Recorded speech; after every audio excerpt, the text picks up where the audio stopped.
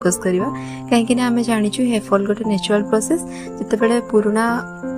hair fall हुए तो new hair growth भी हुए ये तो आम समस्ते जानीचे किंतु आज आम ये हेयर ग्रोथ उपर काम करवा केमती आमर भल हेयर ग्रोथ हम हेयर रूट्स को आम स्ट्रेंथन करवा जहाद्वारा कि आमर हेयर लॉन्ग आउ थिक हम यही रेमेडी को प्रिपेयर करने फर्स्ट मुझे गोटे बाउल नहीं आउ गोटे ग्लास पानी ऐड करदेवी ये मुझे नॉर्मल पानी नहीं आप चाहिए गरम पानी भी ये नहीं पारे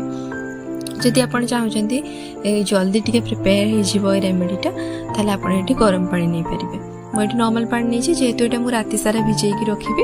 से मुझे नॉर्मल पानी नहीं तापर मुझे नहीं 2 चामच माने 2 बड़ चामच पूरा मेथी यहाँ मुझे ऐड करने